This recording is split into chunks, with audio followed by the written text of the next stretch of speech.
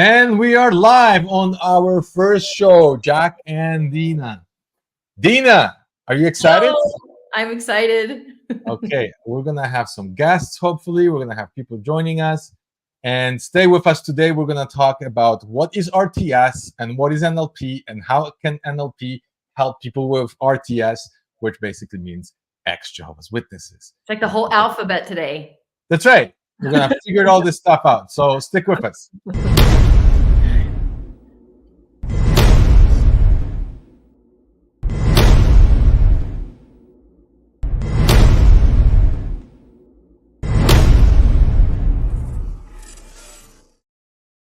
All right. If somebody wants to join us, please, I put the number underneath and you can call using WhatsApp, or you can text, or you can put comments. If you want to join us and share your story or what you want to know, or you have any questions, I'm going to put a link in the comments right now. I'm doing it right now. Boom.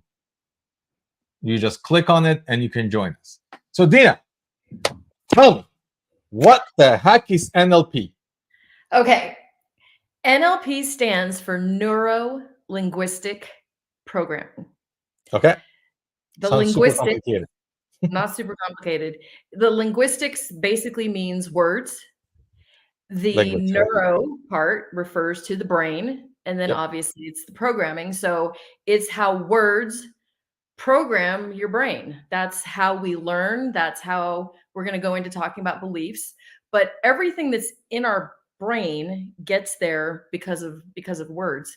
So our self-talk, what we tell ourselves, what we read, what goes into our brain is our programming. And a lot of that's at an unconscious level. A lot of our programming started when we were born. All of it starts from infancy. So sometimes there's a lot of programming that's in our brain that's not all that helpful now that we're grown-ups. Mm-hmm. And then even more so now that we leave a high control religion, a lot of the programming that we have doesn't match the outside world. So NLP kind of works, I guess the best way probably to explain it is kind of comparing the brain to a computer. Yes. Computer, you've got hardware and you've got software, and you do not have to know anything about computers to get on Google and look at stuff and to use the computer. And our brain is pretty much the same way. We just walk around using it, but we don't really know how to do it. There's no manual. We don't come with an owner's manual. We don't come with an owner's manual. We can't look up how to change how we feel or what we think. We're just like walking around just with this massive computer in our head and no idea how to unlock its full potential. Yep. So if you use the comparison of a literal computer, sometimes you get glitches. Sometimes you'll get glitches in the software. Sometimes it's going really slow and pages won't load. And usually that's because there's a problem in software or there's a problem in the hardware. Then you take it to somebody, they fix it, and then you're up running full speed again. And the human brain is very much the same way. Sometimes we can get bogged down. We don't have energy. We can't find our motivation. And a lot of that's because we've got programs running in the back of our head that aren't very helpful. They're bogging us down. They're not empowering us. They're not pushing us forward. And it's amazing. I know when I was learning it, it's amazing how it breaks down to every single step that we do as humans. And then like, okay, if you do A, B, and C, then you get X, Y, and Z, right? Right. And it's down to science. We have somebody waiting in a waiting room. So Cheryl, we'll be with you in a second. We will just finish explaining what this is all about, and then we're gonna get you in, okay? So I'm gonna explain briefly what is RTS. RTS is religious trauma syndrome. Religious trauma syndrome is something I personally experienced, although I didn't know I was experiencing all that trauma. Basically what it is when you're leaving a certain belief system, like Jehovah's Witnesses, for example, and everything is attached to it, everything collapses. And it's extremely traumatic because all your beliefs, all your values, or your rules, everything, your identity, who you are as a person collapses. You don't know where to do, what to go, who you are. Everything has to, like, you just feeling of falling, like there's nothing to stand on. You feel like your brain goes into a fog. You don't know what is right, what is wrong, what leg to stand on. You could experience definitely, like, you can't make decisions. Um, you can experience a lot of anxiety, even depression. Mhm. You can't think straight. There's a lot of those, even like very low energy.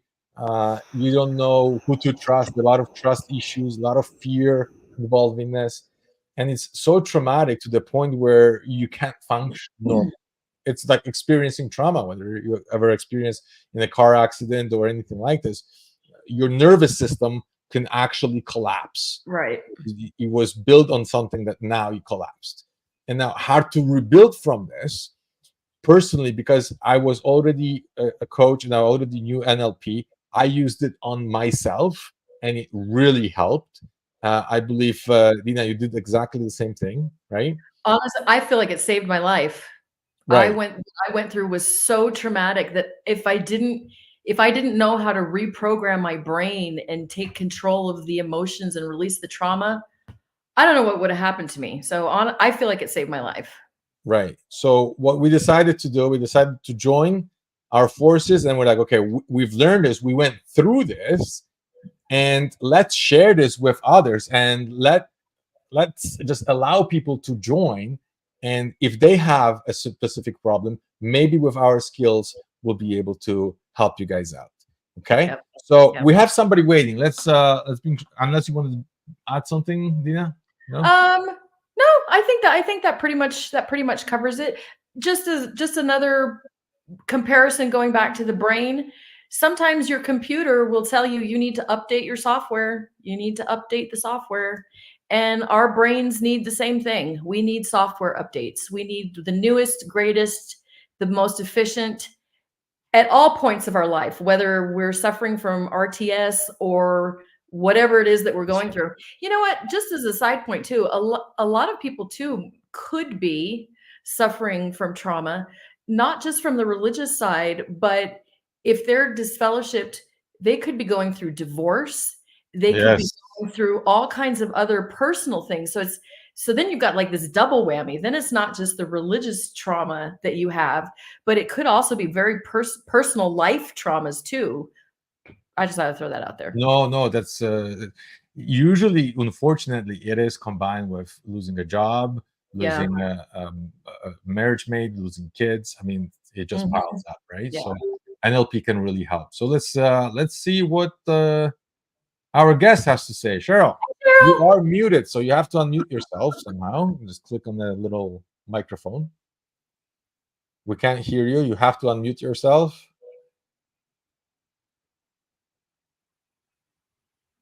Still cannot hear you. I You're muted, Cheryl. don't know how to read lips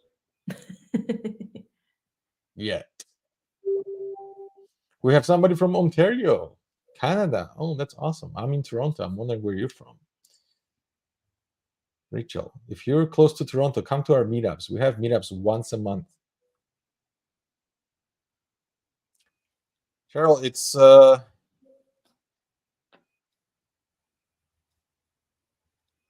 have to unmute your mic.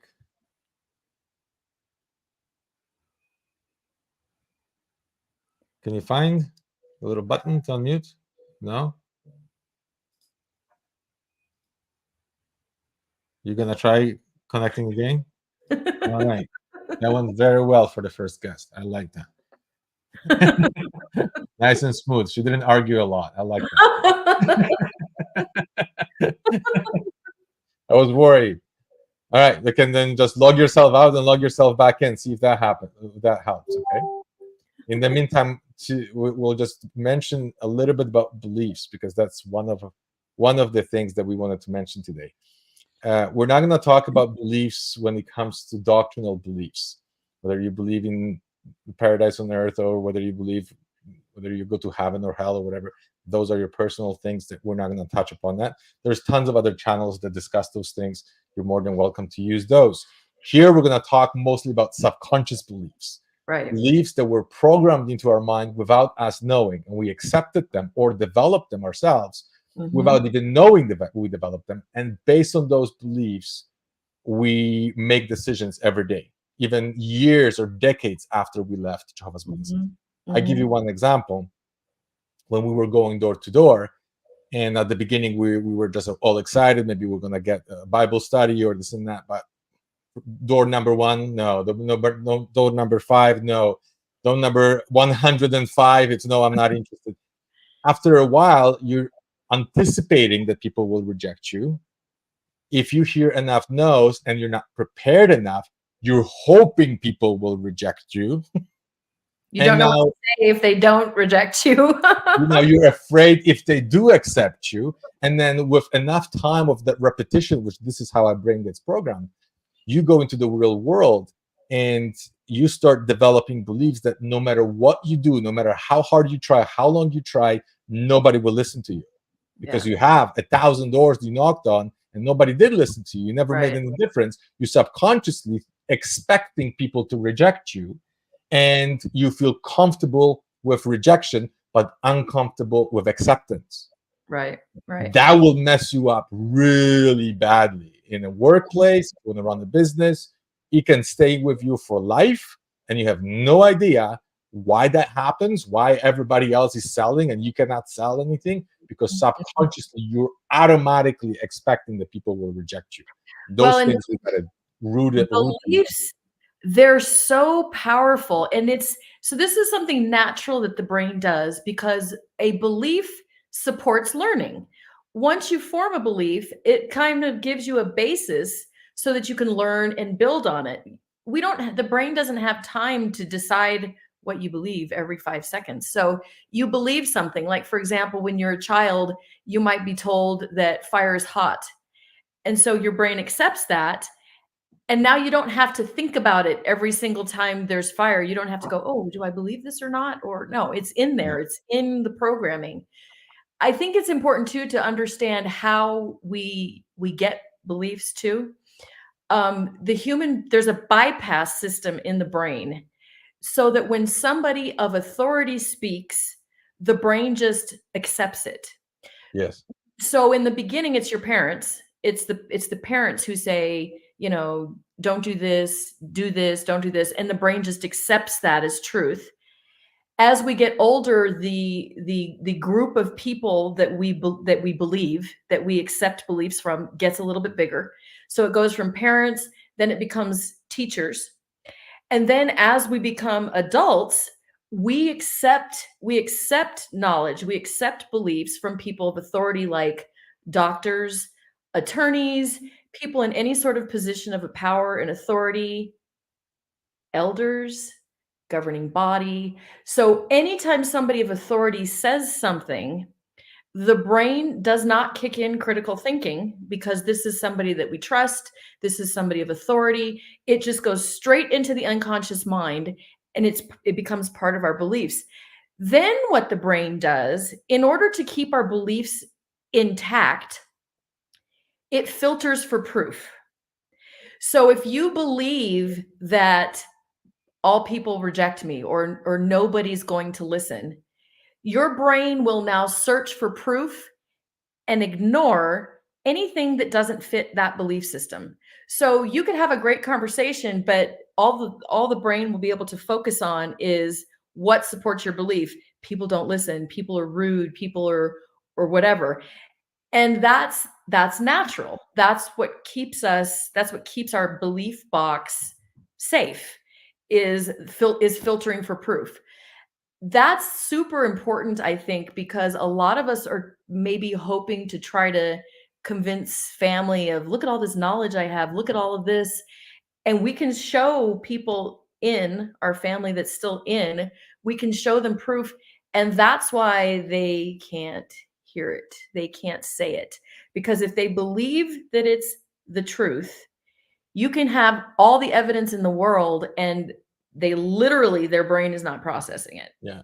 You will erase it. This is why Mhm. Jehovah's Witnesses, when they have certain beliefs and there was attached fear to anything that contradicts it, you Right. can tell them anything in that contradicts it, but because you're not an authority in their mind, they Right. will discredit this. Exactly. So Exactly. we have Cheryl. Cheryl, Can you hear me this time? Yay! yes, Unmute. fantastic, much better, This is the much first better. time I've ever Skyped, so All right, yeah. Skype. Yeah. Okay. So what's going on with you, Cheryl? Tell me. You have a question? You want to share your story? Why you join this? Well, I'm doing this because I've been disfellowship for 44 years, but Congratulations. I'm still, I worked for 30, oh, well, probably 35 of those years, and I retired recently, Mhm. and my father passed away a couple of years ago. I think the fact that I worked so, full time and I had raised my family, I never really dealt with a lot of the issues. I kept myself busy. Mhm. And so when my father died, I got pulled back into the family for this for a 3 month period to help take care of him. Mhm. And it just opened up everything again. And I'm really, it's having a bad effect on me. I thank you for sharing this, and I'm glad that you joined us because many people think that with time those things will fade away. Some might, in your case, and in many people's cases, unless those things are dealt with, they will stay with us for life. Yeah. Sometimes we develop coping mechanisms, ways to circumvent the trauma, but it's still there. That's Yeah. why, like in your case, 44 years later, all of a sudden it feels like yesterday. It feels like it just happened. That's because the programming is still there. You've coped, but coping's not the same as downloading new software, deleting everything that's in there and completely reprogramming it so that it's not there anymore. Yeah. And two, I guess this is a sharing place. So I took a lot of, I guess over the years, antidepressants, which I think Mhm. probably put that in the back of, help with coping with it. Yeah. Yeah. But it doesn't deal with the root of the problem. So No, no. antidepressants, they can definitely help boost up some of your biochemistry. Yeah. But if the beliefs are there, the beliefs will actually eventually win. If they're not Yes. dealt with, this is why so many people are taking the maximum dosage of antidepressants and they're still depressed. That's While right. other people will go through the same or worse trauma, but if they change the meaning in their brain, then they'll able to heal much, much quicker, even Yeah. without the drugs. Not against the drugs, don't get me wrong. I'm not a professional that would be able to prescribe or to tell people not to take them. Right. They Yeah. have to go to the professionals. But definitely, if you don't deal with the beliefs, they will override the biochemical Yeah. reactions in your body every Exactly. single time Yeah. without exception. For So, sure. Yeah. Sarah, tell us, what are some of the challenges that you have right now after all those years? Um, I just think, when my father passed away, I had a shift to take care of him. We stayed with him 24 hours in the hospital, and my shift coincided with my mother's. So when she would come in to relieve me, there was no conversation. And I hadn't talked to her for so many years. It was just so painful. I can't even describe it. And, they never invited me to anything that they were doing to help comfort one another. I had to go by their house to get to mine, and I would see all the cars, in the yard and whatnot. And just, yeah, not a good Yeah. thing. No, definitely not. I'm really sorry to hear about your dad passing. Yeah. Um, Dina, do you want to share first, or what do you? Go ahead. Go ahead. Okay, so tell me a couple of things that are your beliefs about Jehovah's Witnesses. I have been doing a lot of research over the past probably 5 to 6 years, and Mhm. I've convinced myself that it's, from that it's not the truth. But I have that nagging thing that I know the world is getting really bad. So I really sometimes think that Armageddon is just around the corner, and I'm not sure what that's going to be. Okay. What are your beliefs about disfellowshipping? The disfellowshipping, I Yeah. think it's a terrible, terrible thing to do. And I think because I was raised as a Protestant until I was 10 years old, I saw a side of religion in in that aspect that was very loving. I remember going to Sunday school as a child, and I loved God. Uh, I went to um, uh, in the summertime Bible camp, with all of that, and then my mom became a Jehovah's Witness, and then it was just fear of God. It was fear, fear, fear, and I grew for a long time to not even be so fearful of him. I didn't want to talk to him. Um, and that was in 1972, I think. And of course, 75 was just around the corner. And they had us, basically as children petrified. So I got baptized to please my mother. Plus, I thought maybe it would save me in Armageddon. So let's. I But know it was a long time ago, I but think, yeah, but I think what started to make the ball run even that far back was that my best friend got disfellowshipped, her whole family, and I think I was about 18 at the time, and they lived on the same street as our congregation, and that's what started me leaving the religion because I thought the disfellowshipping was horrible.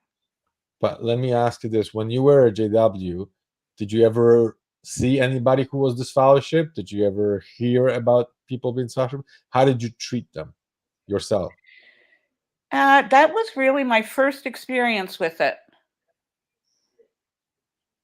No, that family. I realize, but when you were at JW and then somebody else was disfellowshipped, how did you treat them? Well, I guess I would say that I didn't talk to them, but it was for such a short period of time because I got baptized at 15, and there wasn't many people disfellowshipped in our congregation. It didn't happen. So I guess I didn't have a lot of experience with it. But when I got disfellowshipped at 19, so but Wow, very young. Yeah. when I was 18, a whole family that I loved got disfellowshipped. Wow. And their daughter was my best friend. So I think that's when I decided that I can't do that. I cannot stop talking to these people. And I started to see that the organization wasn't right then. So my question to you is this: when you were a witness, you knew you can't talk to people who left. Yeah. Their beliefs about this fellowshipping is that it is a loving arrangement, Yes. that it's supposed to help these people to return. If we talk to them, if we show kindness to them, then they will not see any difference. And as a result, Yes. they might never return. And if they don't Yes. return, they will die at And I Armageddon. understand that. Yes. So you will understand them. They will not understand you. Right. And I know it's really hard in the circumstances where you were in, but because you understand their motive, it will be much easier for you to heal from this. Because Yes. they didn't do it to destroy you or hurt you or anything like this. They did it because they believed that what they were doing would actually save your life. Yeah. I know it's messed up, but they feel like, okay, this is a punishment, like from a loving father to a child. When the child does something wrong, right, we create a little bit of pain for the child to stop him from going the wrong path. Yeah. And this is Jehovah loves you. He will create a little bit of pain for you right now so you can live in paradise on earth. Now, that, of course, we don't believe this now, but they believe it. Absolutely. And for as long as they believe it and it's reality for them, they're going to follow this. So I know it doesn't feel like they showing you love, but they believe they do. I know that. At the same time, there's an enormous amount of fear in them. Because if they break the rules, and the consequences are really, really heavy. Not only people will look bad, people will look at them and they'll gossip and all this stuff, but they could have a consequences of talking to a disfellowship. Yes. Not only maybe of losing the privileges, but maybe even themselves could be disfellowship if you persist with not cutting the person off. So there's an enormous amount of fear.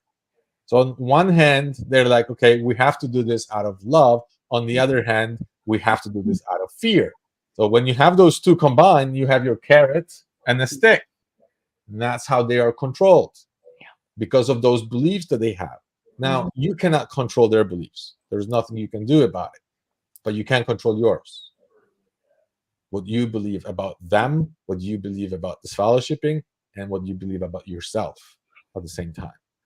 So what is that you fear? You mentioned that you fear Armageddon still? Somewhat, yeah. I think that one is really important to address.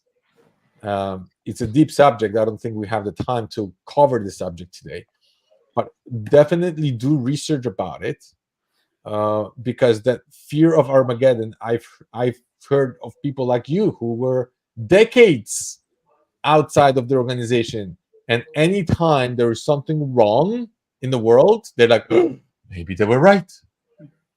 So that also comes from the subconscious beliefs that if you see something wrong in the world, that is a sign of the end, and maybe Armageddon is just around the corner. That belief is so deep that anything that links with this will bring you back to that fear. Your brain will do whatever it takes to save you from dying, and that fear was linked with dying.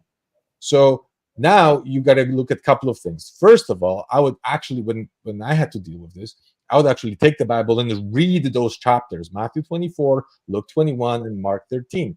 Read the entire chapter, not just few verses like Jehovah's Witnesses read. Read the whole chapter.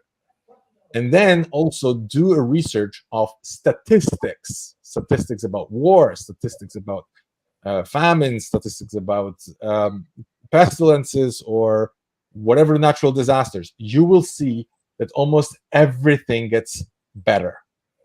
Everything is in decline. The only thing that we have right now that is getting worse, it's garbage and pollution. Nothing else. Crime is on the decline. Wars are in the decline. Medicine, medicine is getting better, but the diseases are in a decline. Slavery, there's so many things that we got rid of. If I gave you this DeLorean and you could go back in time, whatever you wanted, when would you actually like to live? 100 years ago? You think it was better? No. How about 500 years ago? Do you think 500 years ago was better? No. Medieval times? Probably around the mid-century of the 20th century.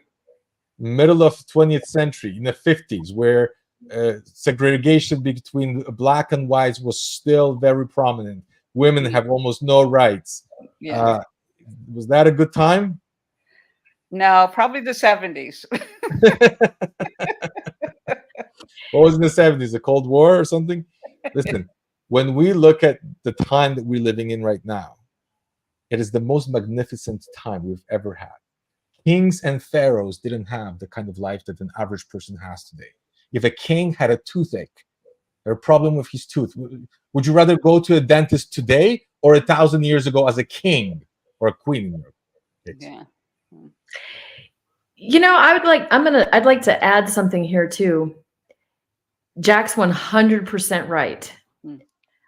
But let's go back to one small little detail. Cheryl, who told you that Armageddon was real? My mother. Okay. How did she know it was real? The organization. Okay. Yeah. So look at our source. Yeah. Good point. The source is of utmost importance, Because everything Jack says is 100% true. But how did we get that belief in the first place? Who told us that? An expert? Because they're the experts on the future? Because they're the experts on history? Because, wait, what? Why? Why are they the experts on telling us that the world is going to end? Because why? Think about that for a second. Because who tells us something that determines whether or not that is actually true or not. Because, when we're talking in the beginning about how when you have a belief, the brain searches for proof. And we got that belief because somebody in authority at that time told us that. So you love your mother, you trusted your mother. And this was what did you say, 1973-ish? Something like that? Yeah, around there. Yeah. So obviously you trusted your mother at the time. But looking back, is she the Armageddon expert? Good point. Yeah. And then she got it from the organization. Mm-hmm. Okay, well, let's talk about their authority to decide what's happening in the future. Yeah. Why would they want us to believe that? Why would they want us to believe that? Isn't it because it creates fear? And fear keeps us in, right? That keeps us in check. If we're afraid of leaving, we're afraid of death. We're afraid of Armageddon. So that would maybe be a motive for them encouraging us to believe in something like that. So the organization, your mother, my mother, they taught us things trying to help us, right? They taught us about Armageddon, but look at the source. Yeah. Look at the source. Thought They told us provoking. Yeah. things that aren't true. They told us a lot of things that aren't true. They disfellowshipped the 1914, these generational, I can't even keep up with the generational things. So everything they've said so far is not true, right? What makes Armageddon true then? Very thought provoking. Yeah. Yeah. And the reason why I asked you to read those chapters, because when you read those chapters, you'll see that it's clearly describing the first century and the destruction of Jerusalem. It has absolutely nothing to do with us. As a matter of fact, the only reason why they divided this chapter into 3 sections, because it was one speech from Jesus, but they divided into 3. One was everything that's supposed to be fulfilled in the first century, the destruction of Jerusalem, the Roman army surrounding the city, and then run into the mountains and pray that it doesn't happen in Sabbath, and woe to the pregnant women.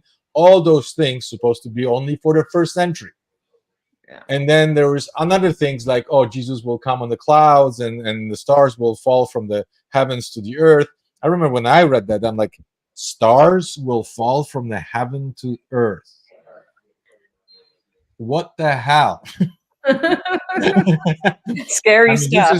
This is a man who's supposed to be doing the creation. He's supposed to know what is a star, and the stars cannot fall to the earth. So you look at those things and you start asking critical questions like, okay, what's going on here? So they divided this into the first century, then what will happen only at the very end, and the things that happen in the first century and right now. And yet, none of that you will find by reading this. It's just nobody could possibly admit that, oh, maybe Jesus was wrong, because everybody expected him in the first century to return, and he didn't. So they had to come up with some sort of justification why he didn't, and now they're stretching it 2,000 years later. But the truth is, okay, this is my truth. This is what I understand this. All those words were written after Jerusalem was already destroyed. We don't have the original writings. We don't know who wrote it. We don't know in what language or when. But we have copies of copies at best, dating much, much later. So these events were written after the Jerusalem was already destroyed, and it wasn't a prophecy at all. It was just describing what took place back then. That's my belief today, right? But do your research, because believe me, this will help you out at the same time, you belong to a different religion. Where did you? I was a Protestant up until I was Protestant about people 10. believe in hell, don't they? What's that? They believe in hell, don't they? Well, when you're a child in the Protestant religion, they don't give you all that heavy kind of talk. Right, but the religion themselves, they do support the belief in hell. I think so. Yes. Okay. I think Do so. you believe in hell? No. Right. No. So studying other religions actually can help you out as well. And you'll see that the delusion goes deep, not only for JWs, but for a whole bunch of other people. When I study Islam, it's same thing. Why do they kill apostates? Because they're trying to save them from hell. Yeah. Because if we kill this guy who was spreading a false teaching, then we will save people from going to hell. You better off killing this one guy than to allow a whole bunch of people to go to hell. Yeah. And they believe this to be true. But when you know it's not, then everything changes. But you've been programmed, your mind was programmed, look for what's bad in this world, because that could be a sign of the last days and for Jesus' return and Armageddon to come. That is the programming of JWs. That they program your subconscious, and every time you hear about, oh, there's pandemic, there's a war, there's earthquake or whatever, it's coming. Well, read the whole chapter and you'll see that there is, first of all, supposed to be a whole bunch of people claiming to be Jesus, right? Calling, I'm Jesus, and they're supposed to perform many miracles and mislead many. Jehovah's Witnesses never read those verses. They don't go into those verses. Because we don't see people performing miracles, right?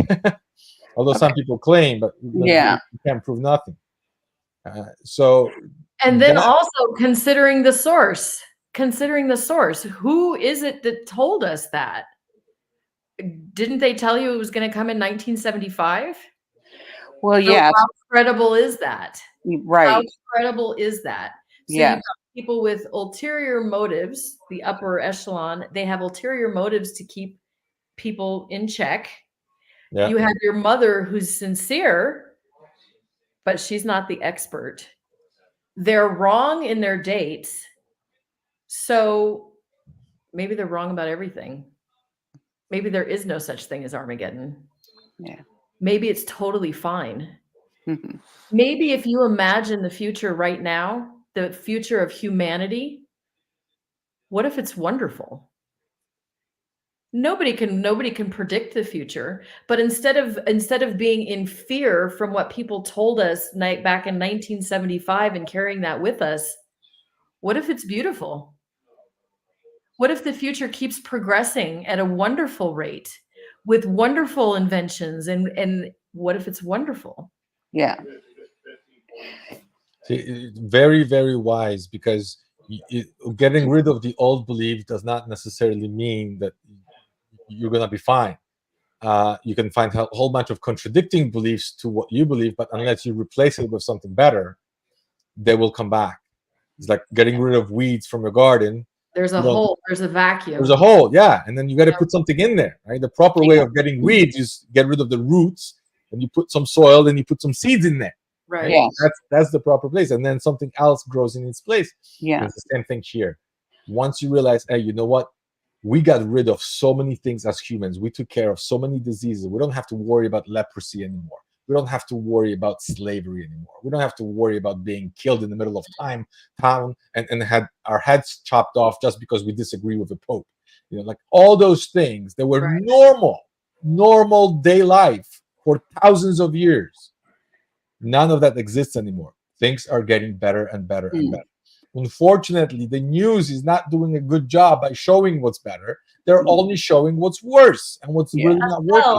Because our subconscious mind catches what's bad because it's trying to keep us alive. That's the job of the subconscious mind. Look for what's wrong, because if there is a snake over here, I want to know about it.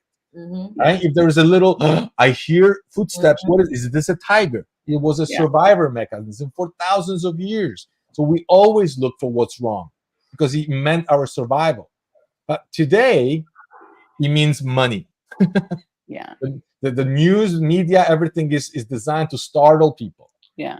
And the more effect that will make, the more money they make, because more views. Well, and then when we talk about how who has the authority, who bypasses our critical thinking and stuff just goes straight into our brain, the news outlets are kind of part of that too. We look at them as an authority. We trust that they're telling the truth.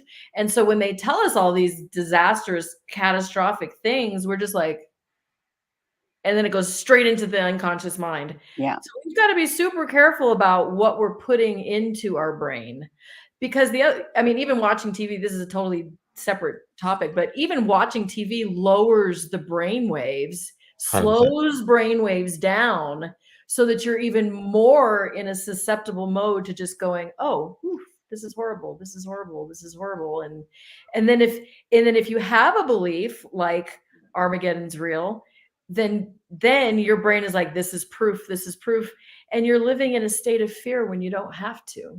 Yeah. You don't have to. That wasn't true. Just like anything else that they told us wasn't true, Armageddon's not true either. That goes right in the same garbage sack as everything else that we got rid of. So what do we replace that with? What do you want for the future? What do you see for the future? What do we want to see in the future? I just want to see. Yeah. I always worry about the fact my grandchildren might not they might not have a future. So I guess that's what I want to see. Okay. Yeah. They So have, see it now. have a magnificent See it now. Imagine it. See it for them. See them grown up in a world where they've solved global warming. Humans are very intelligent. Humans are survivors. It's not very likely that humanity is going to let themselves be extinct. Your kids, your grandkids are the ones who are going to figure it out. They're the brilliant ones. They're the ones who are going to be motivated. See, we can't know for sure anything that's going to happen. So anything we imagine in our mind is fake anyway, right? You don't know for sure what's going to happen. Yeah. So if you're going to make it up with our imagination, which is what we all do, you might as well make it good, because you're just as likely to be correct viewing a positive future than you are with a potentially negative future. Yeah. So imagine those kids being the ones that actually figure out the solutions. Doesn't that make you smile? Oh, yeah. Yeah. Doesn't that feel better? Yes. Yeah. Well, and that creates a better energy. That creates a better energy for you. That creates a better energy for them. And then the likelihood of them doing it is probably higher, because now we've just created a beautiful picture in our mind. Yeah. Of what the future very likely will be like. Paradise. Think about it. Do you remember the house that your grandparents lived in? Mm-hmm. Yes. Was it better than yours? No. my grandparents, they didn't have a washroom. One grandparent only had water, cold water in, but no sewage. So she had a bucket that she had to wash her dishes right? The other one had a well about half a mile away. No water in the house, right? An outhouse at the back. Their way of living was totally different than my parents, who actually had bathroom and house and nice house and heating and everything, compared to where I live, which is 100 times better compared to where my parents live. And I see the same thing for my kids. They're gonna have houses or cars, whatever, and much better than the ones that I had or my parents. So you see that progress. The problem is we don't appreciate it. The cure for all those fears that you have is one word: gratitude. If you focus on the things that are working for you, you will start reprogramming your mind. So it's not happening overnight, but one thing every single day when you wake up, ask yourself this one question: what am I grateful for? What am I grateful for? Do I have my health? Do I have my glasses? Do I have my strength? Do I get up? I woke up.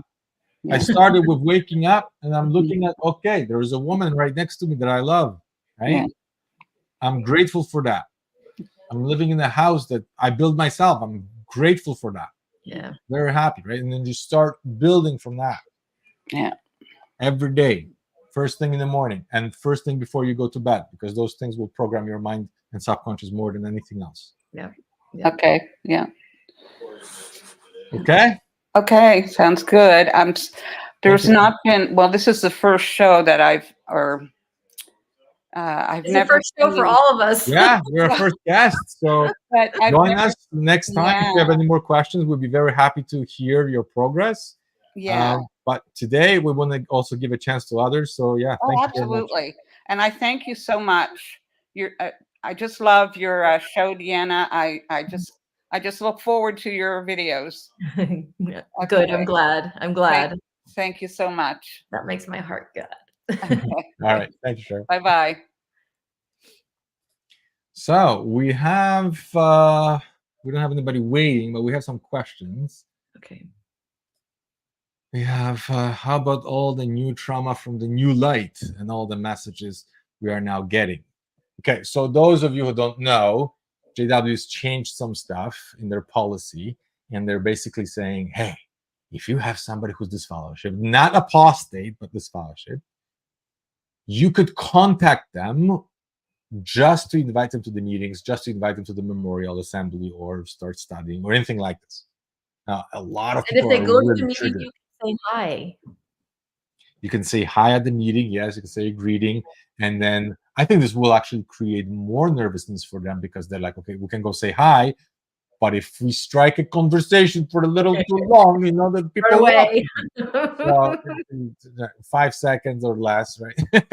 They'll come up with this thing. But no, it is triggering for many. And the reason why it's triggering, because for all these years, people were like, I'm not even going to say hi to you. You're nobody to me. You don't exist. You're dead to me.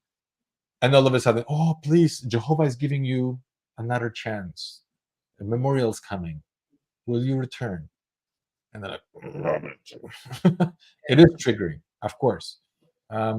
We'll talk about anchors on another day, what anchors are, but basically it's something that it's emotionally so attached to us that certain feelings that are so deep in us that a trigger happens and you automatically go to that feeling. There is a way of breaking free from that.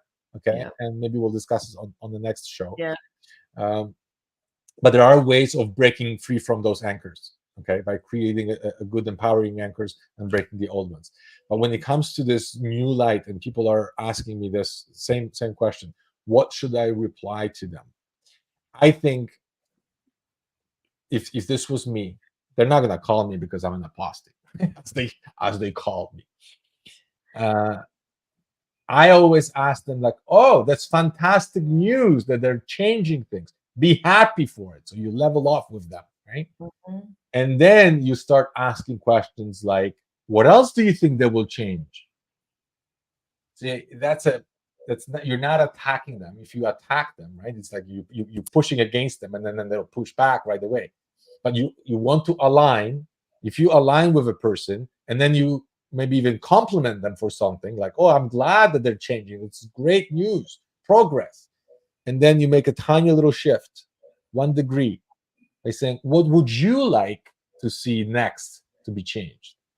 Now a new file opens up in their brains like, oh yeah, new things will change too. And other things will change. So many changes recently. I'm wondering what's next. What else I'm believing to be true and later on will turn out not to be.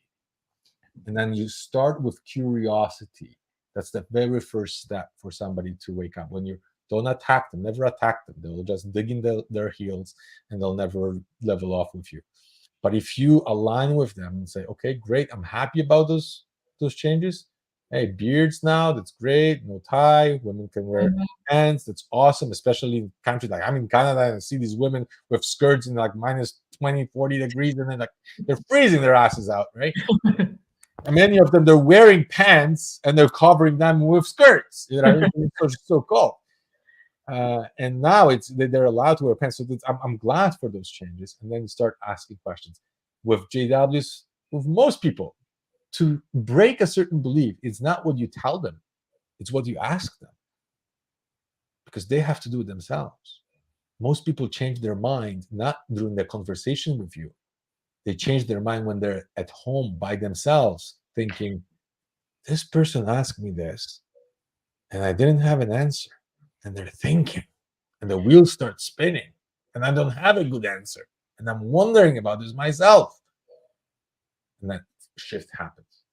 So I'd like to elaborate a little bit on that too, because that is, you hit the nail on the head. So the way that the brain changes a belief is you have a belief, and you cannot change the belief until you enter into an emotional state of questioning. Mm-hmm. Question, wonder, what if? If your brain is not feeling that, you've got the blindfolds on still. So if you remember when you started, you out there, when you started waking up, you had your beliefs, you believed that it was the truth. And then one day you entered into this state of doubt. You entered into this state of, really? I'm not sure. And then, so that's the first step. Then the next step is when information gathering starts happening. So now, so your brain is in this questioning phase. Then your brain goes into a searching for information phase. Then they're open, and they're receptive to accepting new data, new information. Then the brain goes into the fourth stage, which is forming a new belief with critical reasoning of the new information that they've taken. So, reasoning from the scriptures, all of the training that we got, do you remember that they were always having us ask questions? You would go to the householder, and the first thing that you would say is, have you ever wondered? That is a great phrase. That is a great phrase, because that's how you introduce a belief change in somebody. Have you ever wondered? Because it automatically throws the brain into this, yeah, well, now I am. Maybe I didn't before, but now I am, because you just influence the person to do that. So that's part of it. That's how the belief changes work. That's why when I was talking to Cheryl, I wanted to help her enter into this doubting, questioning stage. Who said that? What is their authority? Where did that come from? To put her in this phase of questioning, because that's key. So I love your suggestion, Jack. What do you think should be changed next? I love that. That's great. You're not attacking, you're aligning with them, because they're actually excited about the change. They're so saturated with all the same things all the time, every meeting, everything's the same, and they're looking forward towards the new light. We're like, hey, listen, that means that what you have been teaching was BS before. But they don't think that way. They're thinking something exciting, that Jesus is changing things. The Holy Spirit is actually working with us because they're refining things. This is how we know that the Holy Spirit is working with us. Well, we know that the real reasons are usually legal, usually because of money, usually because they want to increase or cover up something, increase the numbers. Those are the real reasons. It has nothing to do with the Holy Spirit, the Bible, or anything like that. But they are excited about it. So instead of just going and telling them, hey, listen, there is a lawsuit and this is why they changed this, that will not work. You will create a wall, not a bridge. You want to create a bridge. You want to create a bridge is you align with them by saying that, oh, yes, that's great news. I'm happy about it too. So you're aligning with them.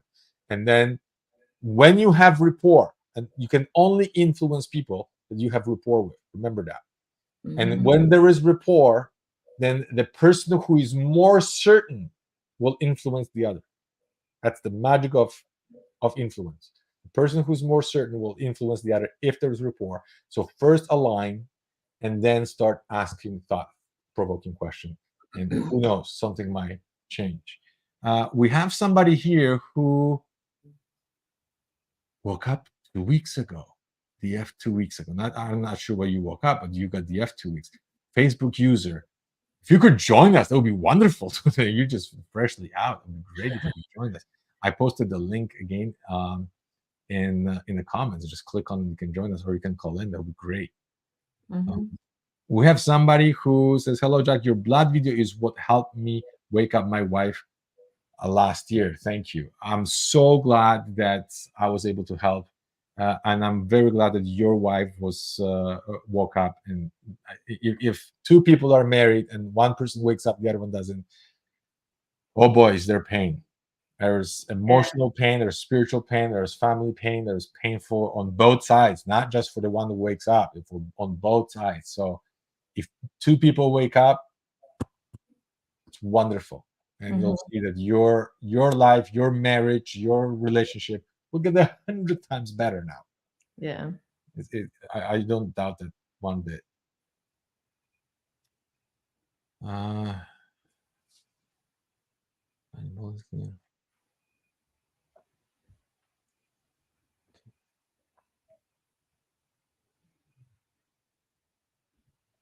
I woke up my mother. Somebody said, I woke up my mother by showing her that JW is a corporation, not a religion.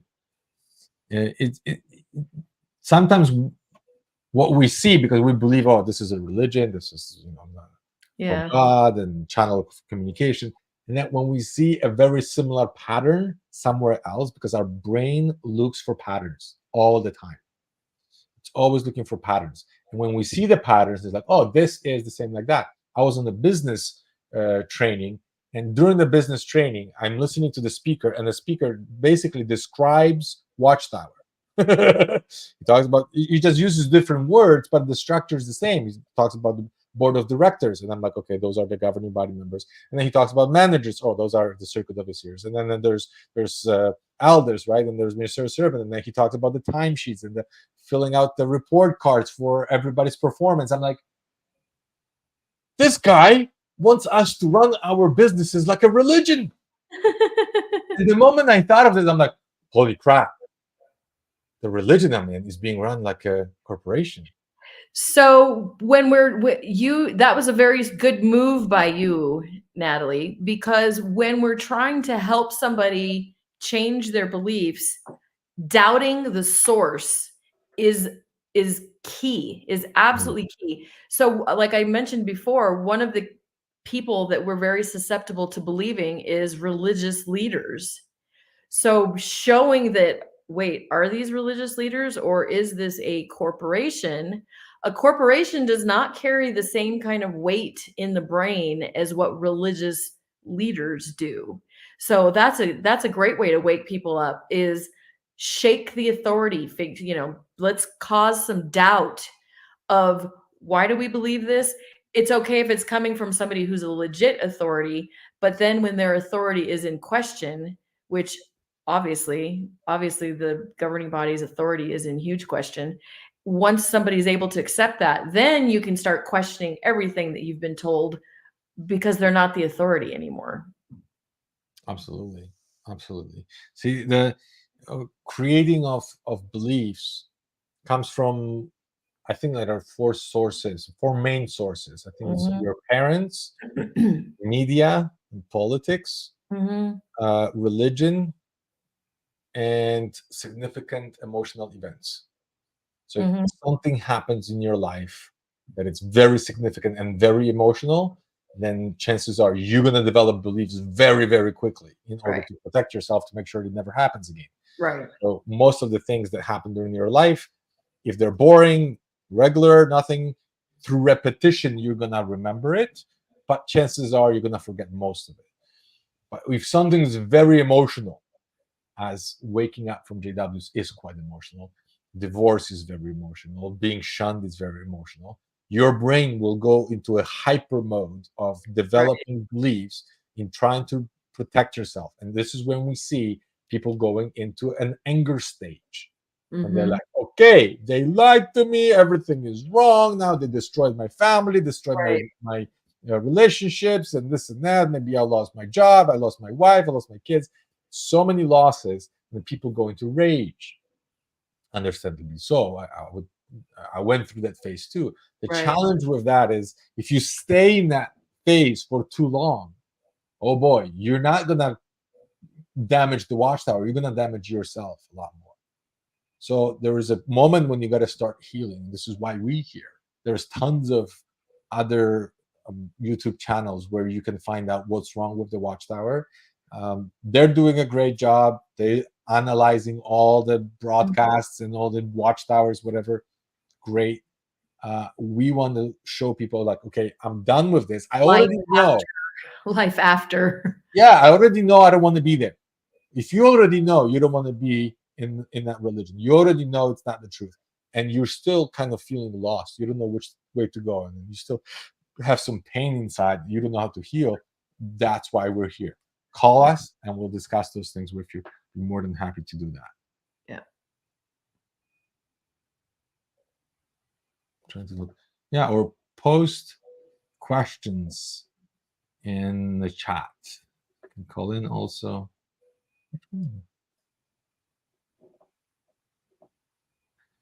But in the meantime, before we get somebody, tell me, how did you learn about the NLP? What was your first? So the third husband was into psychology, and he was actually an NLP master practitioner. Okay. So Cool. on my flow chart of husbands, that was the third one. And so he introduced that to me, and his business was life coaching. So I started this in 2005, and we were in Utah. Most of our clients were Mormon, and most of them were leaving they excommunicate. So they were trying to get a life outside Mormons, because that's also kind of a high control group that excommunicates and everything. So when you get kicked out of the Mormon religion, you have to restructure yourself a lot like what Jehovah's Witnesses do. So I kind of had my list of things that they would need to work on: their belief system, their identities. And there was these categories. There was about 8 different categories that we would go through to help them come to have peace on the other side. And because you're right, that anger phase, it's legit anger. I mean, you might have spent your whole life believing, and now you find out that you've been lied to, that it's not true, and you go through the anger phase. But you're right, you cannot stay in anger. You can't live there. It's not healthy for the body. You'll end up with health issues if you stay in anger too long. And, and it's energy. You're spending a lot of energy being angry, and it's legit. But at some point you need to channel that anger into a new energy, into the fuel that propels you into a new life. And that takes some restructuring. You mentioned the religious beliefs. Aside from the religious beliefs, we come out of the religion with all kinds of limiting beliefs. We have beliefs about money. We have beliefs that poverty is good. Poverty makes us more spiritual. It gives us more time for God. Maybe explain a little bit what's a limiting beliefs for those who don't know. Limiting belief is the opposite of an empowering belief. A limiting belief is the kind of belief that puts a lid on you. It caps your progress. It stops you. An empowering belief is the kind of give us an thing example. Sorry to interrupt you, but I just want to, for those who are just learning this concept, right? Because they don't know the difference. So give us example of few limiting beliefs. Okay, here's a limiting belief. How about bad association spoils useful habits? So how many people can you have as friends? How does that limit your circle of friends if you believe that bad association spoils useful habits? Okay, so in the religion, that means that you can only associate with, you can't even associate with everybody. You have to have the cream of the cream. You have to associate with pioneers. So maybe there's, I don't know how many, 8 million, however many Jehovah's Witnesses there used to be or are, whatever. You can't even associate with all of them. So that belief limits your friendships. Now, it really doesn't work when you're out here, because you need to have a new belief. You need an empowering belief. So what's an example? What's a better belief? People are wonderful. People are friendly. I make friends easily. That's a much better belief. Now, it's also important to understand that if you believe that it's hard to make friends, for example, if you believe that it's hard to make friends, your brain is going to search for proof to confirm that. And then it's kind of like a vicious cycle. It's hard for me to make friends. See? It's hard for me to make friends. See? And you need to break this at an unconscious level. And that's what NLP helps do. People might have heard of affirmations. So you can say an affirmation. You can stand in front of the mirror and say, I have lots of wonderful friends, or I make friends easily. But if there's this little voice in the back of your head that says, no, you don't. Yes. Do affirmations in the mirror all you want. And that little voice says, nuh-uh, that's not true. And that's the programming that you have to, that's the programming that we're working on getting rid of. So you take a belief like, I can't make friends, or I don't make friends, and you change it at the unconscious level, you attach the emotion to it. And then all of a sudden your belief is, I make friends with everybody, or everybody likes me. I make friends with everybody is a great belief, because how big is your pool of friends now? There's no limit on it. So that's an example of a belief that caps you and puts you down, versus a belief that lifts you up and springs you up into the future. There's money beliefs. Maybe you believe that you have to have a good education to get a job. Maybe you believe that it's too late. All right. That's going to limit what you're doing on the outside world. That's going to cap your progress, because if you believe it's hard, it's too late, I don't have education, you have to have education in order to have a good job, then your brain's going to search for proof. And that is going to be true in your life every single day. So those are the kind of things we're talking about deprogramming. Aside from the whole doctrinal thing, there are other behavioral beliefs that we have that are either going to hold us down, or they're going to spring us forward. And you have to start going through every single belief. Get a journal. What do you believe about money? What do you believe about worldly people? What do you believe about the future? What do you believe about sex? What do you believe about dating? What are all of these other behavioral beliefs? And a belief is basically anything that's a statement in your brain, a statement of truth. We have millions of beliefs. And it's not even necessarily anything. A belief is not necessarily true. You can believe worldly people are bad. You can believe worldly people are wonderful. It is all your perception. It's all in your mind. Whatever your belief is, your brain is going to prove it to be true. So the question then becomes is it helping or is it hurting you? Because you can change it. You can change your belief. Just because it's proved itself to be true in the past doesn't mean that it is an absolute truth. It doesn't mean that it's the only truism, maybe that's a better word. And the proof that beliefs can change, you changed your religion. You left a religion that you once believed in with your whole entire heart. So you might think of these other life beliefs like, I can't make friends. Well, that in your mind right now is just as concrete as believing in the religion was. And you changed that. So if you change that, you can change anything. You can change anything you want. You can program your life to be anything that you want it to be. There are no limits. See, the reason why we hold on to so many limiting beliefs is usually because our subconscious mind wants to protect us. Mm-hmm. We got hurt. Right. And when you get hurt, you don't want to do it again. So Right. let's say you go into a relationship, you fall in love, and you're thinking, I mean, this woman, she was so wonderful. I loved her so much. I trusted her. And then you find out she's cheating on you. Right? And that pain is like, now you start generalizing everything. Yeah. All women are, right?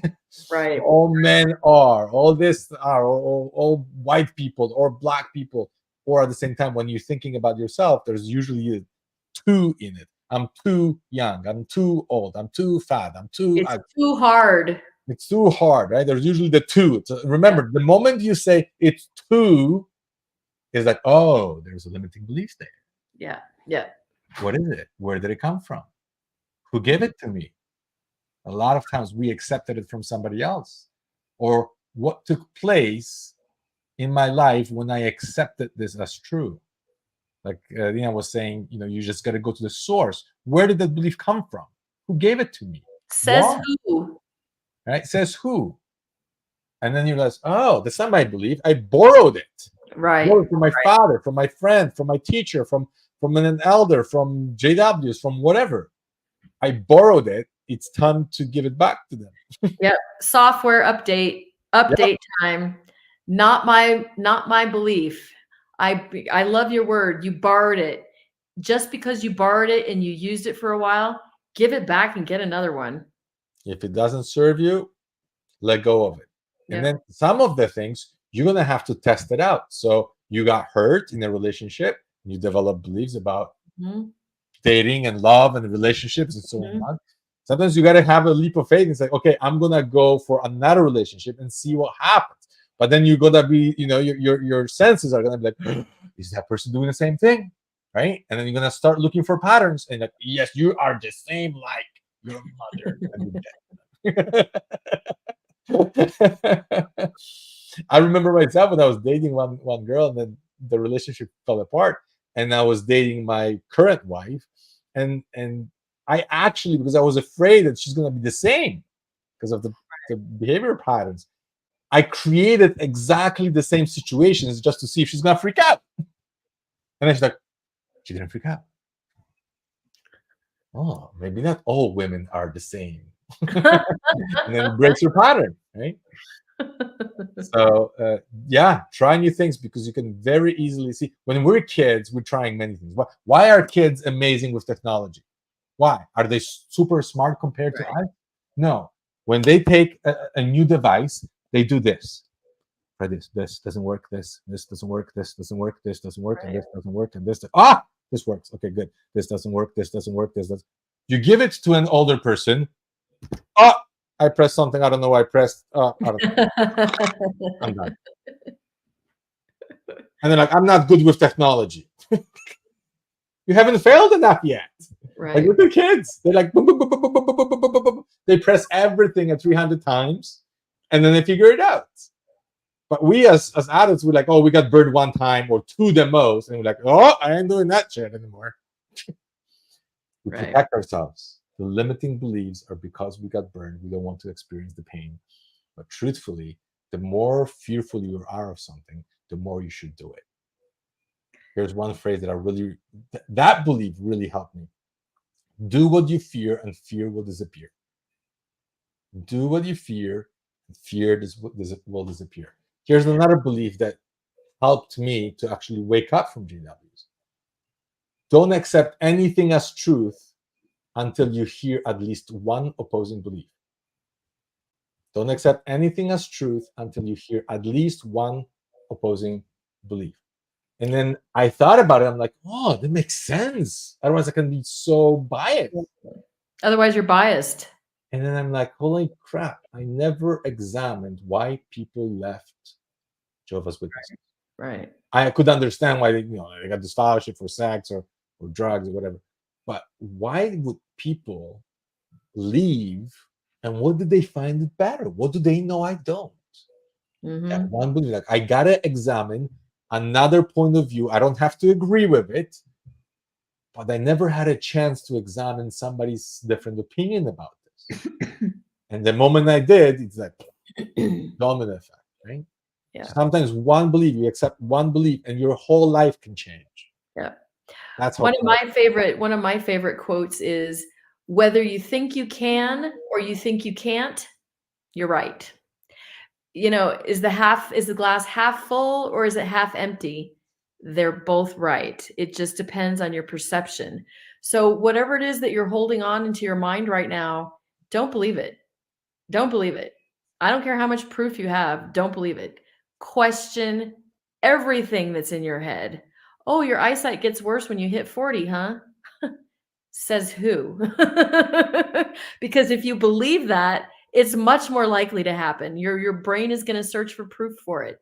So question everything in your head. Says who? Really? For everybody? Always? Everywhere in the whole entire universe? Put those doubts in your head, because like Jack says, it'll give you a platform to be able to decide, hey, now you actually can reprogram your brain. Now you know that this is your head. This is your thinking. You're not a drone anymore. You're not going to 5 hours of meetings a week pre-programmed with exactly what's in front of your face, reading what you're told to read, studying what you're told to study. No, this is your life. Now it's time to restructure, take control of your brain so that you can get the life that you want.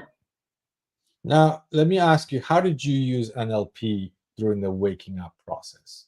I want to share with you my story a little bit of some of the techniques that I use, but I'm wondering about yours. Which technique you use and how? Questioning was a huge one, questioning the beliefs. Yep. And a lot of it was questioning the authorities too. Where did their authority come from? Once you crumble the authority, everything else is now in question, because if they are not the expert anymore, if they are not the authority anymore, then every single thing they said is in question. Everything they said is in question. That was the first thing that I did.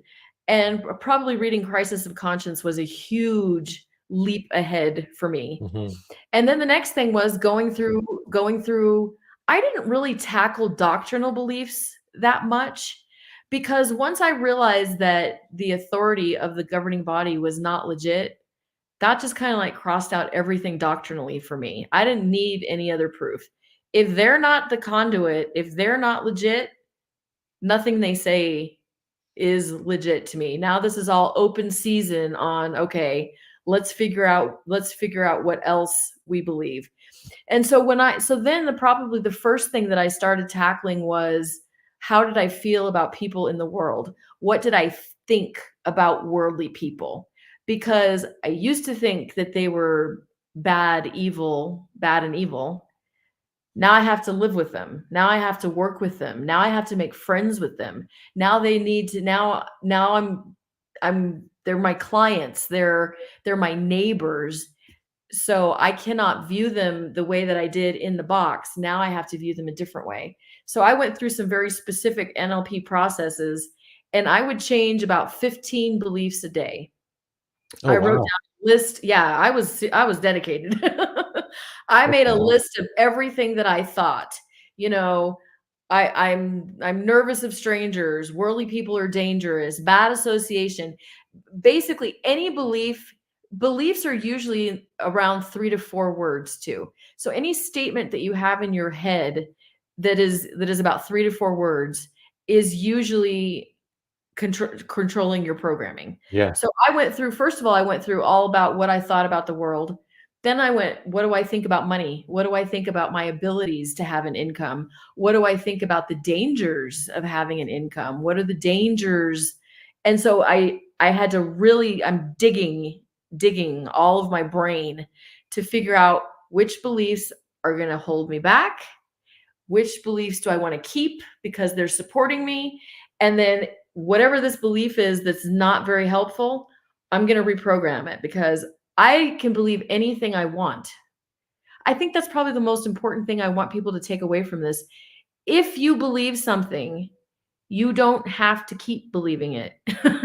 You can change it. You can decide to believe anything you want, and your brain's going to respond to that programming, and it's going to show you the proof of your new belief.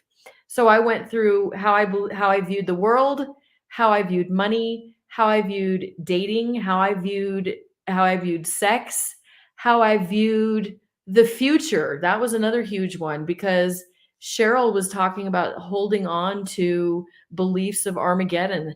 So that was another belief that I got rid of right away. I also did a lot of future planning, future goals.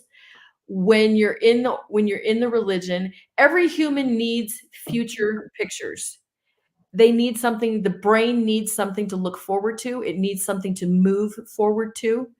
When you're in the religion, you have paradise that you're moving forward to, and there's also Armageddon in your future. So when you leave, you lose paradise because now you don't qualify. Now you don't get paradise anymore. But a lot of times people still have Armageddon. They still think that Armageddon is in their future timeline. So anytime something happens, they still have that there, and those feelings come back to haunt. Those fears come back to haunt. So I did a lot of timeline therapy, which is a tool of NLP, to make sure that the future was clear, that I had goals, that I had good things that I was looking forward to. And more importantly, I neutralized Armageddon. So that helped a lot. Then you start dealing with the trauma. Then you start doing reprogramming to release trauma from the past. So that's what I did. First, I did behavioral beliefs. Then I made sure that my future timeline was clean. Then I started tackling trauma from the past. NLP has a wonderful forgiveness process, which helps you let go of a lot of the resentment and anger and frustration, so that you're not carrying it around with you all the time. I did that a lot for dozens and dozens and dozens and dozens of events, releasing the frustration so that you can feel neutral. You're going to feel something. You can feel furious, you can feel angry, you can attack, you can feel neutral, or you can feel positive. You're not changing the circumstances. All you're doing is changing your own response to circumstances. And that makes a huge difference. So somebody before, they were mentioning about this new trauma, about the new light. Okay, all right. That's definitely something that needs to be reprogrammed. How you view the trauma. You can view the trauma as neutral, and it doesn't hurt the same way as if it feels like you're getting stabbed in the heart again. You know what I mean? No, fantastic. And I remember myself, so many beliefs. I'm like, why am I believing this? Why am I believing this? Right. And then you start switching and changing those beliefs, and the results are extraordinary. Yeah. But a lot of those beliefs are so subtle and so they're unconscious. Like if you keep going as a witness, you were never rewarded for any results that you created. Right. Success, as a matter of fact, even in the congregation, you couldn't share it. You couldn't be happy about it. You couldn't tell your friends, "Hey, look, I got 10 Bible studies," right? Like it was so Right. bad. If you say, "Oh, I just opened up the business and I just took it nationally," you couldn't say that. Right. So any success was always looked down upon. Okay. And any success in the congregation, you're supposed to give glory to God, not to Right. yourself. And if you ever shared any of your successes and you were happy, right, You're bragging. then you're bragging, and then people will look down upon you and they will criticize Right. you. That's what it does. Now, in your subconscious mind, you have fear of success. You got pain linked to success, and then pleasure to being poor, pleasure to being martyr, pleasure to be persecuted, because for those things you were rewarded. For those things you found friends. There's trauma bonding. Oh, this world is so bad, and Satan is attacking me, and we're living in the last days, and look how much trouble I have in my life. Those things, you were rewarded for it. And guess what? Your subconscious mind picks up only on two things: what is pain and what is pleasure. And whatever you experience pain with, you will try to protect you from. Whatever you experience pleasure, you will try to get more of it. If you're linking pain to success, guess what? You go into the world and you're like, "Oh no, I'm succeeding a little bit," and then you're self-sabotaging and you have no idea why. Right. 10, 15, 20 years later, you're like, I do 2 steps forward, 3 steps back, and I have no idea why. Why? Because in your subconscious mind, you have fear of success, because you were always criticized for it. You never had people who would cheer you on, who would be happy for you, because you were always scared of their opinion. Because among Jehovah's Witnesses, if you shared your success, if you told them what's good, then there would be pain attached to it. And you couldn't do it. You got to change this. Like, okay, if people are not happy for me through my success, then they're not my friends. Yeah. Your belief. If people are not cheering you on, I'm so happy for you, even though they're not succeeding on their level, then they're not your friends. If they're not trying to boost you up and help you out and encourage you and empower you, they're not your friends. Yeah. Think about it. Another thing that I really tackled too was the deserving category, because we've been brainwashed for decades that it is undeserved loving kindness, that there is nothing in the universe you can ever do to deserve paradise. That's right. To deserve anything. And if you have privileges, or maybe you are doing really well in the congregation or something, it's a blessing from Jehovah. You didn't do anything to deserve it. That is not you. You did not deserve it. That maybe works in the frame of being in the religion, but that is gonna sabotage you on the outside. We absolutely deserve a beautiful life. We absolutely deserve to be healthy, happy, surrounded by people that love us, have a successful career, have income. We absolutely deserve that. And if you don't feel like that, that needs to be fixed, because that's part of thriving on the outside, is knowing that not knowing, because there's a difference between what we logically know and what we emotionally feel because of our programming. So like I said, with the affirmations, you can stand there in the mirror and say, I deserve all day long. And if there's that little voice that says, no, you don't, you're not good enough, you're a sinner, that we need to clean that up. You need a software update. You need to get rid of that, because that doesn't help on the outside. It's not true. Yeah, no, for sure. And addressing this is great. Now, for me, I remember when I got into my depression, and I'm thinking, okay, how can I use NLP tools to break free from this? And one tool that was really helpful is you have to break a pattern, because your brain is always looking for a pattern. You can very easily spiral down, right? And you keep going down, keep on going down, and very quickly you learn something like learn hopelessness. Learn hopelessness is when you feel like there's nothing I can do. You learned that you are hopeless. It's not that you're hopeless. You learned hopelessness, and that's where depression comes from. But the truth is, you're not hopeless. There's tons of stuff that you can do. And the first step was I had to break the pattern, the pattern of constantly looking at the XJW videos, constantly feeding my mind with all what's wrong and what's bad and what's evil and where I was lied to and so on. It was extremely unhealthy for me. And it was creating a lot of anxiety. At the same time, I'm like, okay, if I break this pattern, how do you do this? How do you do this? So the first thing I did was, okay, I can't even move. I can't function properly. So I'm just going to sit at home and watch comedies. That was my first step. I had to laugh because I couldn't even breathe. Like my lungs were, because of the anxiety, my lungs could only open up a quarter of the way.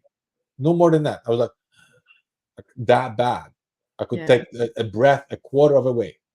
And anything more than that, it would create pain in my chest. That's how bad the anxiety was. So I'm like, okay, I lost 3/4. If I lose the last quarter, I'm dead. Right? Like, okay, I got to stop this. I burned Crisis of Conscience. I burned it. I'm not kidding. Because I printed it out and whatever. I'm like, oh no, I'm getting rid of this.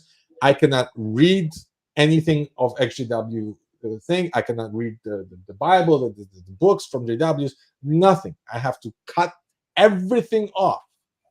Watch comedies and laugh and go for walks and breathe and move my body. That was the first thing that I had to break the pattern. And then I'm like, okay, I'm starting to feel better, right? And then you start introducing positive and better belief system, right? That would enforce this. and I started firing off a positive anchors, which we'll learn next time. And slowly but surely, I started getting out of that hole that I was in. But if I could very easily stay there. If I wanted today, I could very easily go back there because I wouldn't know how. Yeah, yeah. Laughter literally changes your brain's chemistry. Mm-hmm. Laughter literally releases different hormones that help you feel better. I laugh at everything. I'm constantly laughing. I make fun of myself. I make fun of the situation. My husband says it's sometimes inappropriate laughter, but My you wife says the same thing. have to laugh. It doesn't change what's happening, but it changes your body. It changes your chemistry. It changes your perception. You're looking at something like this and you laugh, and now you're looking at it like this, and it makes the whole world changes when you harness the ability to laugh. I mean, if somebody starts an argument with me with you, start laughing, just smile, just it alters everything in your life, even if you're faking it, even if Yeah, it's fake laughter. It still it is still helps. changing. It's still changing your body. It's still changing how you're talking about anchors too. So you out there that's listening, you can probably remember a memory. You'll be able to think of a memory, something sad or a happy memory, a vacation. And just the very fact that you're remembering it, your body will start remembering that emotion too. So if you remember a vacation, it's a really great memory. You'll notice that your shoulders usually start relaxing. You'll feel a little bit more looseness through the neck and through the chest. You might start smiling a little bit more. It's because what we're thinking and is literally changing how our body feels about that memory.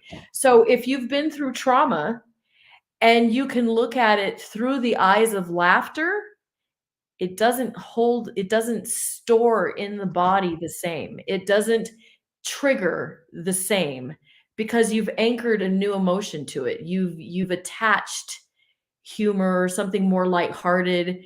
It doesn't sink you into a depression thinking about it because you've wired the brain to look at it and feel about it a different way. Oh yeah, it's so powerful. I think it's the simplest, the easiest, It and the is. most powerful tool. And people literally laugh their way to health in so many ways, Mhm. because when you're stressed, there's so much cortisol in your body, right? It's being released into your bloodstream that it actually kills your immune system. I think Absolutely. I think it's like I forgot what it was, but it's like 10 minutes of stress kills your immune system for like 4 hours or 4 something. hours is what I've Right? read, So yeah. that's what I heard. Right. Mhm. So just imagine if you're in your anxiety for weeks or months, what will that do to your body? Like Mhm. your immune system will be gone. You'll be just everything will go down, and at the same time, you become hypersensitive to everything. I remember I was like sensitive. I'm still actually, as a matter of fact, until today, I'm a lot more sensitive today than I was before I woke up. I cannot drink coffee anymore. If I would drink coffee, my body would be like, I'd be way overly sensitive. I can't have coffee anymore. Right? There's certain things that actually changed physically in me because Mhm. of this. My nervous system actually changed because of that waking up process. But at the same time, I don't see it as something that hinders me. I actually took it as an advantage. I'm like, oh, I'm more sensitive now. I can feel things I didn't feel before. Right? And that actually became, in many ways, very useful. Sometimes it's overwhelming. I got to be careful, like, oh, this is way too much, right? But at the same time, like, oh, I'm feeling things that are, oh, something's wrong here. And like, how did you pick that up on such a tiny little cue? Because I can feel it now. I can feel things that I didn't feel before. So nothing's good or bad. Is our thinking makes it so. That's another belief. Right, right. Shakespeare said that. Nothing's good or bad. Only our thinking makes it so. Mhm. Right. So very, very powerful belief. Okay. Any other thing that you want to add, and we will finish soon? I think we've brain dumped a whole lot of information on people the last hour and a half. We've probably overwhelmed them a little bit. Yeah, it's a lot, I know. And although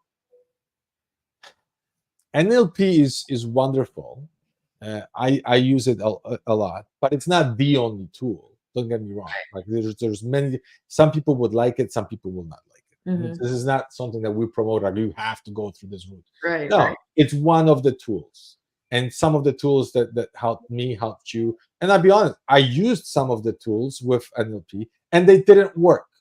It didn't work. I used other tools, and they did work. So Mhm. it's not like, okay, you use this and then it's going to give you the same results like everybody else. No, something that will resonate with you or not. I tell you one thing. Number one fear that I had, that I was literally my phobia, biggest phobia. When I thought about it, I was like, I'd rather die to do this. Was public speaking. It was my number one fear. The first talk when I had it in the Kingdom Hall, I thought I'm going to faint. Everybody thought it was like, oh my gosh, this guy's gonna die. I was young. I'm like, I started crying. Couldn't see what I'm breathing. I couldn't swallow. My mouth was so dry. I was sweating like a pig. It was really bad. Mhm. And that stayed with me for years. It wasn't like, Mhm. okay, this was my first talk. It was bad. No. Years later, I'm still having a panic attack every time the guy with a little slip is looking at me, right? And then I discovered NLP because I heard about people curing phobias in 15 to 20 minutes. I'm like, that's BS. There's no way that works. And I didn't even ask for any coaching. I just read a book about it, and I downloaded some stuff on the internet, and I followed the steps, and I just went and gave a talk the same way I'm talking to you right now. Nobody could believe it. They're like, what happened? Because everybody knew when Jack goes up on the platform, he's not looking at anybody. He's just reading like this. He's as red as he can get, and he's like, please look at the Bible in the verse on this here, and Matthew 7:23 says this, and blah blah blah blah blah blah. And that's how I talk. Like that. Seriously, it was really bad. And then after the meeting, I would go home and I would sleep. I had to recover from that experience. Trauma. Like it was traumatic. And I'm like, okay, I wanted to be a ministerial servant. I wanted to be an elder. I'm like, I gotta conquer that fear because it's crying out loud. I can't live like this. It can be paralyzing. Of course. And then I learned NLP, and there was a specific process. What you do first, what you do second, what you do third. How do you imagine things? What do you visualize? What do you tell yourself? What do you tell your subconscious mind? What you do previously? How you prepare yourself? And then you fire all those things together, and then you will produce a different result. Yeah. And it's extraordinary. It's extraordinary. So those two guys, there were two guys. The one was a linguist, one was a computer programmer, right? Mm-hmm. Forgot their names right now. Grinder and Bandler. There, Grinder and Bandler. Mm-hmm. So they realized that there's pattern of how we create things in our mind, and it's the same how we program our computer. So, for example, if you are phobic, right, and you have phobia, the person who has a phobia, let's say, of snakes, they would imagine the snake growing bigger, running towards you, jumping into your face, opening up their mouth. It's full color. You're there, and it's happening so fast you don't even have time to catch it or run away. Right? That would be their recipe of phobia. And then somebody who completely would take a cobra, right, king cobra, and grab it and kiss it and whatever. They imagine things totally different. They imagine things slow. They imagine it far. They're imagining small. They imagine maybe black and white. They imagine in the frame, right? They have full control over this in their mind. And then the results are being produced differently. Right? So we'll teach you some of those techniques. You're going to love it. I'm pretty sure a lot of you will love it because you can literally program yourself to enjoy waking up in the morning. You can program yourself to enjoy and be happy to see a Kingdom Hall. You can program yourself to be smiling every time you see a cart with two witnesses. You can program your brain to feel anywhere you want. And it's up to you. But right now, you're living in reaction. It's fascinating. Under the umbrella of NLP, I probably have about 40 different techniques to help alter and change and recreate somebody's life. So that's great. That's great, because if this doesn't work for this person, I've got 39 other ways. There's more Yes. than one way to skin a cat. You know, some people are very good at visualizations. Some people are a lot more kinesthetic. Some people are a lot more auditory. You've got more logical people. You've got more feeling-based people. And so because there's so many different techniques under this one same umbrella, man, anything that you want to change, you can change. It's fantastic. Phobias is a great one. Yeah. Oh yeah, and believe me, I went up there, I gave a talk, I'm like talking, gesturing, looking at people, not even looking at my notes, and they're like, He must have practiced this time. what happened? Right? And it changed my life, literally And changed my it life. feels natural. Feels natural, It does. absolutely. So Yeah. that's another limiting belief.